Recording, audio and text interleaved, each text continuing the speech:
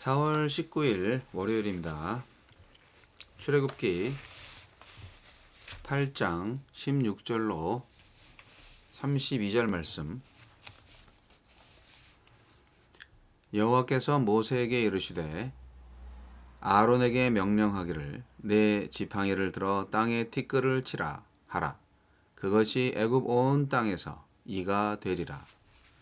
그들이 그대로 행할세 아론이 지팡이를 잡고 손을 들어 땅에 티끌을 치매 애굽 온 땅의 티끌이 다 이가 되어 사람과 가축에게 오르니 요술사들도 자기 요술로 그같이 행하여 이를 생기게 하려 하였으나 못하였고 이가 사람과 가축에게 생긴지라. 요술사가 바로에게 말하되 이는 하나님의 권능이니이다 하였으나 바로의 마음이 완악하게 되어 그들의 말을 듣지 아니하였으니 여호와의 말씀과 같더라. 여호와께서 모세에게 이르시되 아침에 일찍이 일어나 바로 앞에 서라. 그가 물 있는 곳으로 나오리니 그에게 이르기를 여호와께서 이와 같이 말씀하시기를 내 백성을 보내라. 그러면 그들이 나를 섬길 것이니라. 네가 만일 내 백성을 보내지 아니하면 내가 너와 내 신하와 내 백성과 내 집들에 파리떼를 보내리니 애굽 사람의 집집에 파리떼가 가득할 것이며 그들이 사는 땅에도 그러하리라. 그날에 나는 내 백성이 거주하는 고센 땅을 구별하여 그곳에는 파리가 없게 하리니 이로 말미암아 이 땅에서 내가 여호와인 줄을 네가 알게 될 것이라. 내가 내 백성과 네 백성 사이를 구별하리니 내일 이 표징이 있으리라 하셨다 하라 하시고 여호와께서 그와 같이 하시니 무수한 파리가 바로의 궁과 그의 신하의 집과 애굽 온 땅에 이르니 파리로 말미암아 그 땅이 황폐하였더라. 바로가 모세와 아론을 불러 이르되 너희는 가서 이 땅에서 너희 하나님께 제사를 드리라. 모세가 이르되 그리함은 부당하니이다. 우리가 우리 하나님 여호와께 제사를 드리는 것은 애굽 사람이 싫어하는 바인즉 우리가 만일 애굽 사람의 목전에서 제사를 드리면 그들이 그것을 미워하여 우리를 돌로 치지 아니하리이까 우리가 사흘길쯤 광야로 들어가서 우리 하나님 여호와께 제사를 드리되 우리에게 명령하시는 대로 하려 하나이다. 바로가 이르되 내가 너희를 보내리니 너희가 너희의 하나님 여호와께 광야에서 제사를 드릴 것이나 너무 멀리 가지는 말라. 그런즉 너희는 나를 위하여 간구하라. 모세가 이르되 내가 왕을 떠나가서 여호와께 간구하리니 내일이면 파리떼가 바로와 바로의 신하와 바로의 백성을 떠나려니와 바로는 이 백성을 보내어 여호와께 제사를 드리는 일에 다시 거짓을 행하지 마소서 하고 모세가 바로를 떠나 나와서 여호와께 간구하니 여호와께서 모세의 말대로 하시니 그 파리떼가 바로와 그의 신하와 그의 백성에게서 떠나니 하나도 남지 아니하였더라. 그러나 바로가 이때에도 그의 마음을 완강하게 하여 그 백성을 보내지 아니하였더라. 이 재앙과 파리 재앙, 셋째와 넷째 재앙입니다. 하나님은 이와 파리를 통해 바로를 압박하십니다. 애굽의 요술사들도 하나님의 권능을 인정하지만 바로는 마음을 바꾸지 않습니다. 하나님은 어떤 분입니까? 바로가 말을 바꾸자 하나님도 말씀 없이 셋째 재앙을 내리십니다. 물을 지팡이로 쳤던 앞의 재앙들과 달리 이번에는 땅에 티끌을 쳐서 이를 만들어내게 하십니다. 흙으로 아담을 지으신 일처럼 땅을 창조하고 다스리시는 능력이 오직 하나님께만 있음을 보여줍니다. 흙은 티끌의 동의어입니다. 또한 이 재앙은 애굽의 9주신 중 하나인 모래폭풍의 신 세트에 대한 공격이기도 합니다. 애굽 사람들은 세트가 땅을 주관한다고 믿었지만 하나님은 그들이 숭배하던 모래로 그들을 괴롭게 하십니다. 흙으로 돌아갈 인생 속에서 나는 혹시 티끌에 불과한 것들에 전전긍긍하고 있진 않습니까? 넷째 재앙으로 애굽에 파리떼를 보내십니다. 물과 땅에 이어 하늘을 주관하는 창조주이심을 밝히신 것입니다. 특히 이스라엘 백성이 거하는 고센 지역의 물과 땅과 하늘을 구별하셔서 파리떼가 출몰하지 않게 하십니다. 이는 장차 재앙과 홍해 심판 때 이스라엘과 애굽을 최종적으로 구별하고 분리하실 것을 예고합니다. 거룩의 본뜻은 구별입니다. 구별되어 구원받고 보호받는 백성의 당연한 정체성은 세상이 당연하게 여기는 것들과 판이한 삶입니다. 우리에게 주시는 교훈은 무엇입니까? 셋째 재앙부터는 애굽의 요술사들이 흉내내지 못합니다. 그들은 이 일이 하나님의 손가락에서, 하나님의 권능에서 나왔다고 시인합니다.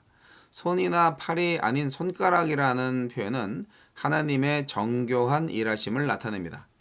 요지부동인 바로의 반응조차 하나님의 세밀한 계산 속에 있습니다. 오랜 하나님의 계획이 나의 순종과 만날 날이 바로 오늘이어야 하지 않겠습니까? 파리재앙에 기겁한 바로는 애굽 안에서 제사를 드리라는 타협안을 제시합니다.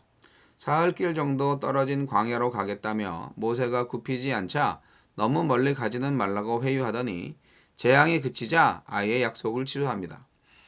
사탄은 지금도 우리에게 갖가지 타협안을 제시하여 곧이곧대로 순종할 필요가 없다고 유혹합니다.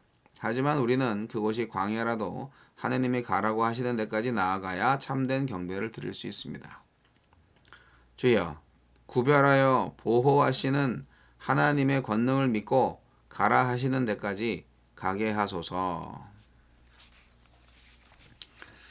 네, 오늘 말씀은 이 재앙과 파리 재앙 내용인데 사실 어제 주일 설교 내용은 10가지 재앙에 대해서 전체적으로 말씀을 드렸죠. 원래 주일날 본문은 개구리 재앙에 관한 내용이에요. 그것이 둘째 재앙이죠. 예.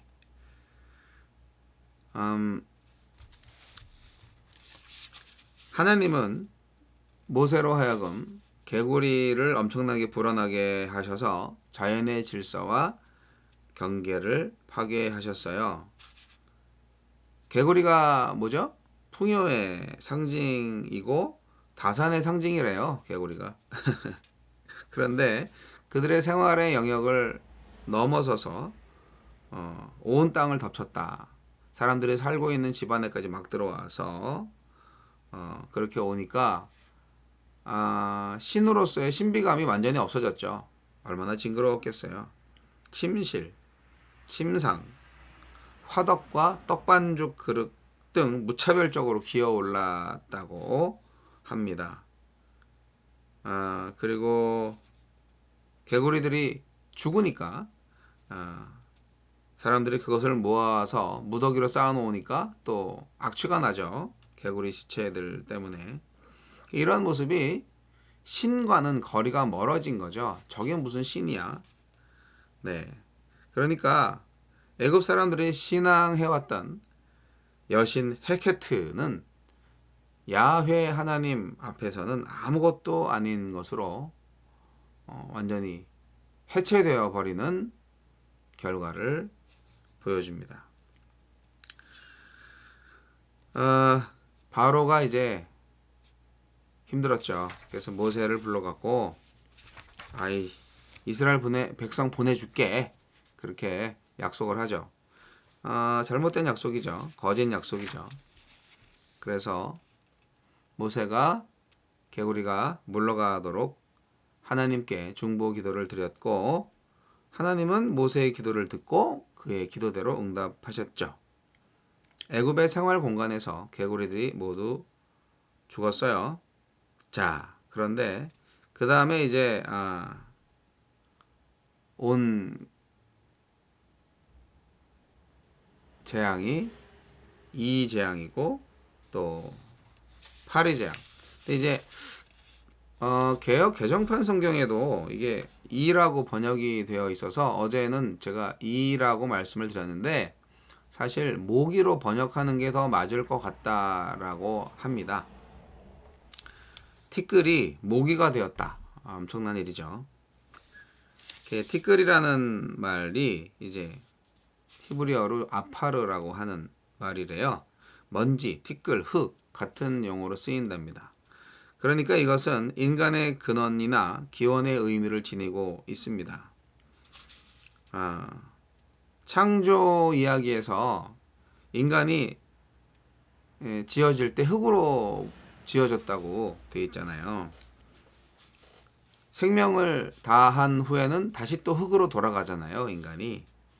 그러니까 결국은 이 먼지가 모기가 되어서 온 땅을 덮었다는 이 기적을 볼 때는 역시 하나님은 모든 자연 만물을 통제하시는 분이다. 그것을 알 수가 있습니다.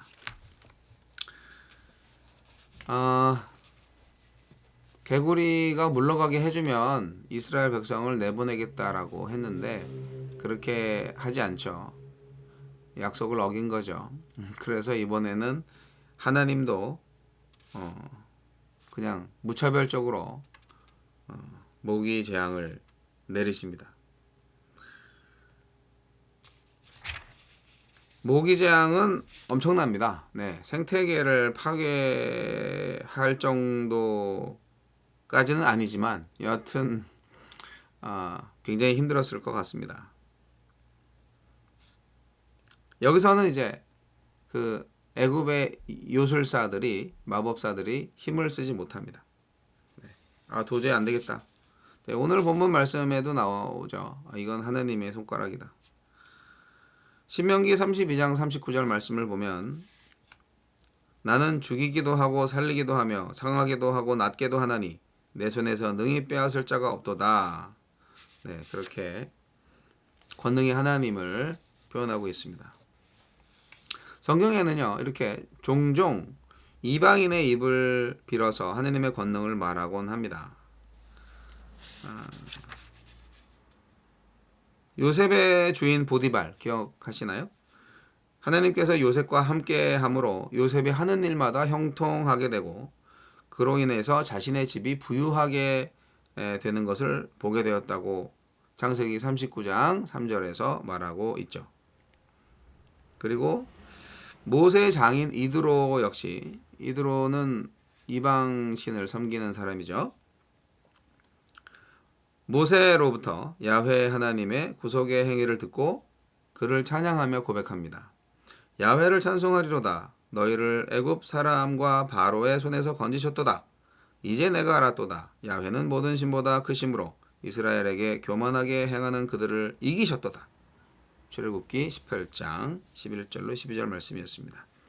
이게 다 이방 민족들을 통하여서 이스라엘의 하나님을 찬양하게 하는 그런 모습인데요. 결국 이것은 이스라엘 민족의 정체성이 어디에 있는가를 알려주는 말씀이기도 합니다. 이스라엘은 세계 모든 민족들을 구원하기 위한 하나님과 사이에서 중보자로서 세계 모든 민족을 위한 제사장 민족으로 선택을 받았다는 것을 알 수가 있죠. 이스라엘로 말미암아서 온 세계가 복을 받기도 하지만 바로와 같이 지혜롭지 못하면 징계를 받기도 합니다. 네. 모기장 다음에 파리재앙이 옵니다. 파리재앙도 어쨌든 이 모기가 먼지 흙에서 왔다고 생각하면 파리는 뭐예요? 네. 완전히 공기를 그냥 다 접수하는 거죠. 자, 애굽에는요, 나일강의 기적이 항상 존재합니다. 우리가 이적이나 기적으로 부르는 하나님의 그 초자연적인 현상들이 어떤 역사적인 사건들을 볼 때 정말 불신앙의 눈으로 보면 그냥 기이한 자연현상으로 보아질 때가 있습니다. 이집트는 나일강의 선물이다 할 정도로 나일강과 관련돼서 이집트가 발달을 했는데, 나일강은요 해마다 7월 8월 달 되면 범람합니다. 강이 범람해서 그래서 강물이 불어나서 많은 양의 진흙이, 이 붉은 진흙이래요. 그게 이제 하류에 내려와서 아주 비옥한 충적토를 선사합니다. 우리가 옛날에 세계사 시간에 배웠죠. 그래서 홍수가 끝나면 그 수분과 또 습지가 많이 생기는 지역이 발생하는 거죠. 거기에서 수많은 모기와 파리가 번데기에서 튀어나온다고 합니다. 그래서 이로 말미암아서 먹이 사슬이 개구리한테도 연결돼 가지고 아주 홍수 난 다음에 애굽은 그야말로 파리, 모기, 개구리로 가득하게 된다고 합니다. 하나님은 이러한 환경을 시기적절하게 사용하신 거죠. 하지만 자연적인 현상이 있지만 하필 이때 확실히 하나님의 기적은 기적이죠. 오직 역사와 자연 질서의 주관자는 하나님이다. 이것을 알 수가 있습니다. 그렇기 때문에 뭐 좀 나중에 나오는 메뚜기 때도 있을 수 있는 일인데, 뭐 이런 재앙들이 연달아서 일어났다든지 하는 것은 어쨌든 하나님의 권능인 것은 분명합니다.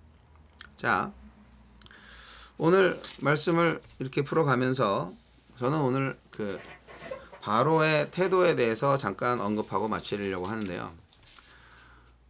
8장 25절로부터 32절까지 내용 후반부에서는요, 바로의 거짓된 참회가 나옵니다.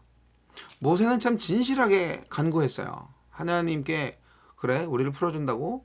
하나님 재앙을 물려주세요. 간절히 기도했죠. 모세는 항상 진지해요. 순수하고. 그런데 바로는 아주 영악하죠. 네. 그래서 알았어, 풀어줄게. 대신 멀리 가지 마. 그렇게 얘기합니다. 견딜 수 없는 상황 가운데에서 일단 이 위기를 모면해 보자, 이 재앙을 좀 피해 보자 하는 임시적인 방편으로 거짓 참여를 합니다. 이게요, 처음에는 애굽 안에서 하나님을 섬기라고 했다가 뭐 애굽 사람들이 우리가 제사하는 거 보고 돌 던집니다. 그렇게 말하니까 이제 그러면 나가서 예배해라. 하지만 너무 멀리 가지 마라. 이렇게. 이게 뭡니까? 모세가 그들의 노예 생활을 중단시키고 그냥 우리 백성으로 인정해 줄게. 그냥 여기서 살아.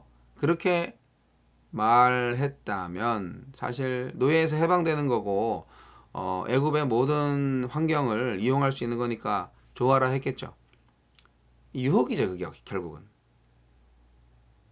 떠나야 되는 거예요.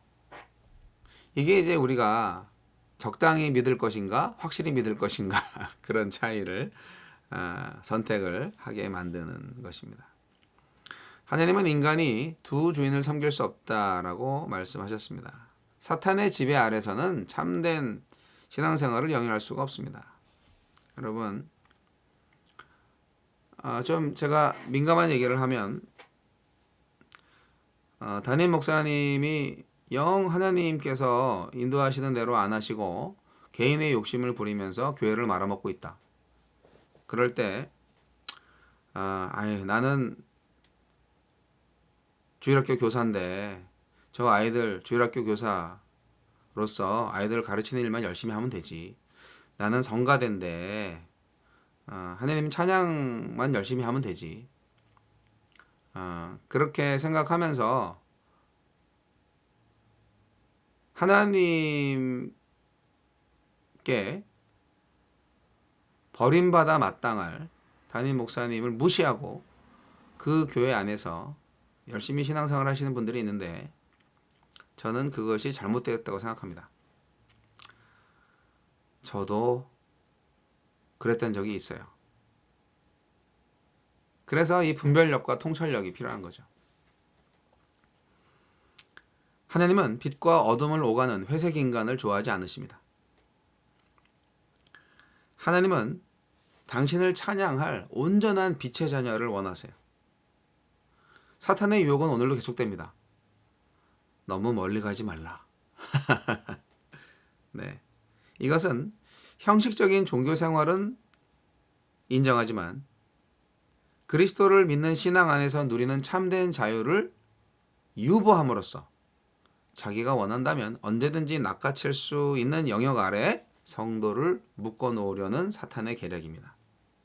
이런 사탄의 계략과 영역에서 벗어나기 위해서 이스라엘 백성은 완전한 탈출이 필요했던 거예요. 추격이 불가능한 사흘길 건너서 새 사람으로 변화되어야만 하는 것이죠. 죄와의 싸움 쉽지 않습니다. 그러나 여러분 선택해야 할 하나님을 향한 당연한 열정인 줄 믿습니다.